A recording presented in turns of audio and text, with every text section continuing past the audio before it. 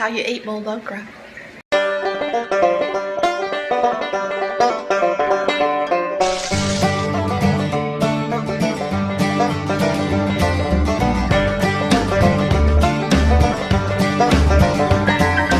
Hey y'all, it's Tammy, and we've got okra out of the garden. So today we're going to boil some okra. It's my favorite way to eat okra, not Chris's favorite way. So I'm not going to make a lot of it because I'm probably going to be the only one eating it, but I think it's delicious.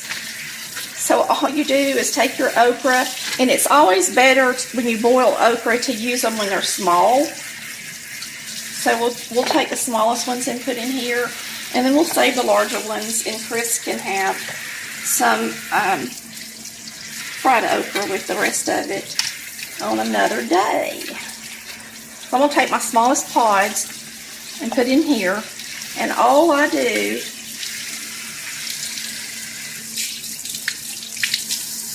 is put water in it,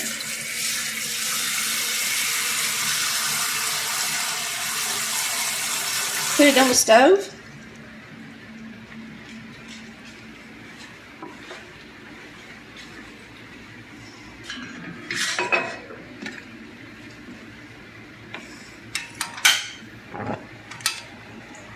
and I bring it to a boil.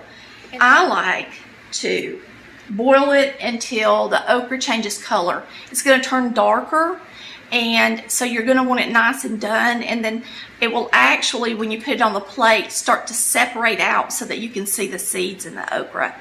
So the first thing I do is just put it on the stove top.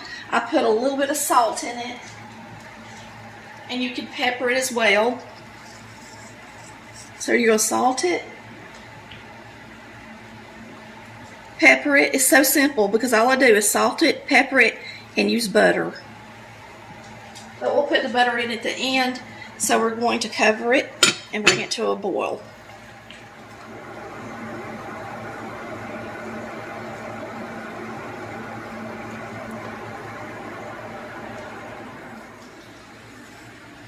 All right, now this, somebody asked me the other day, where did I get this lid? This lid actually came from a Berghoff pan, and the reason I'm saying that is just because somebody had asked.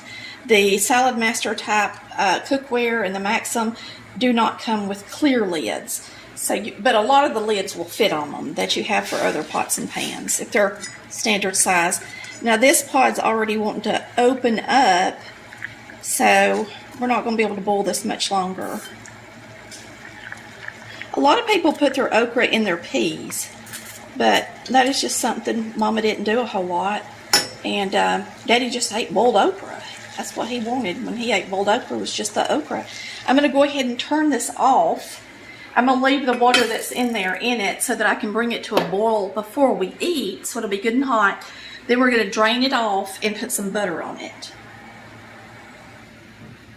So we're just going to slide it to the back until it's time for supper.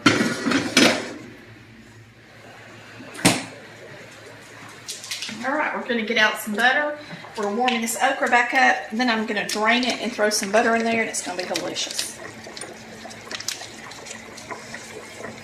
If you want to know why I'm adding the butter, because it tastes good. That's why. People ask me a lot, why do you add oil to that? Or why do you do this? You know, and I do it because that's the way it tastes the best to me. Alright, I'm going to drain these off and taste them for y'all.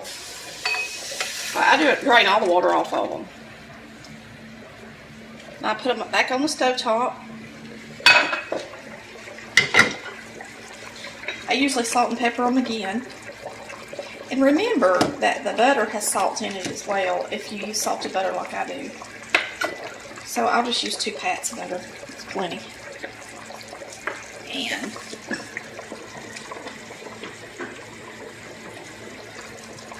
a little pepper, a little salt,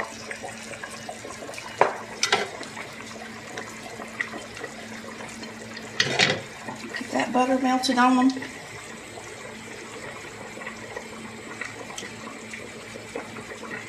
Now, okra is slimy, especially when it's boiled. But if you like it, that don't bother you. I love it. I really didn't need that much butter. So we're going to go ahead and taste one. I pick it up with a fork. This is how I eat it. Okay? You can see that it strings. I'm going to go to the sink, because I would be over my plate normally. So usually when you boil them, you just boil them until they start separating a little bit.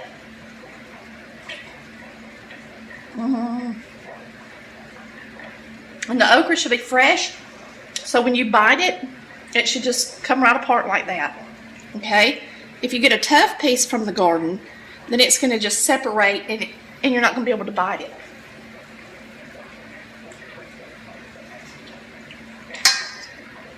That's how you eat boiled okra.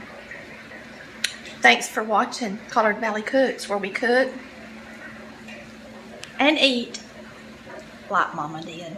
Bye, y'all. Love ya.